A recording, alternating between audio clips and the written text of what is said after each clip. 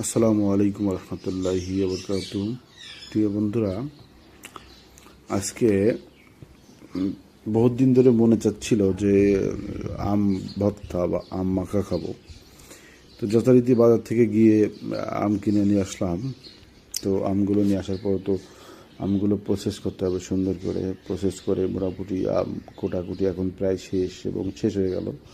তো এখন মোটামুটি আমরা শুরু করব আমগুলো মানে মানে কুর্নি দিয়ে একবারে সুন্দর করে কুচি কুচি করা, বা যেগুলো বলে আপনার একদম এই যে শুরু হয়ে গেল এখন আম কাটা ছোটো ছোটো করে।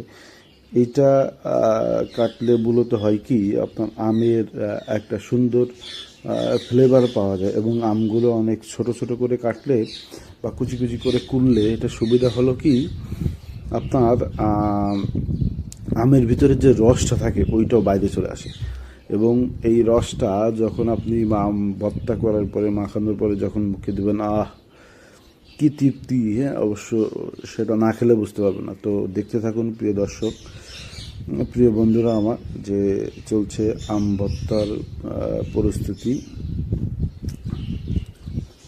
এখন প্রায় একটা আম মোটামুটি শেষ হয়ে গেল, আম ই করা ছোলা আর কি। এখন আবার আরও একটি আম আসবে পর্যায়ক্রমে, এভাবে 3টি আম আমরা সুন্দর করে প্রসেস করে নিব। দেখতে থাকুন পুরো ভিডিও, অবশ্য শেষে পুরোপুরি মজাটা পাবেন। আর এই মুখরোচক খাবার যারা খাননি অবশ্যই ট্রাই করবেন। এটা মানে আমটা মাখানো হচ্ছে পুরো গ্রাম্য স্টাইলে এবং গ্রাম্যভাবে। বেশি করে শুকনো মরিচ দেওয়া হবে, সরিষা দেওয়া হবে, অল্প একটু, মানে এখানে তো আমরা গ্রামে যখন আম ভর্তাটা করতাম তখন গ্রামে আমরা রসুনের পাতা দিতাম, কিন্তু রসুনের পাতা নাই। তো রসুন দিতে হচ্ছে 2-1 কোয়া, দিলে অবশ্য ভালো লাগবে।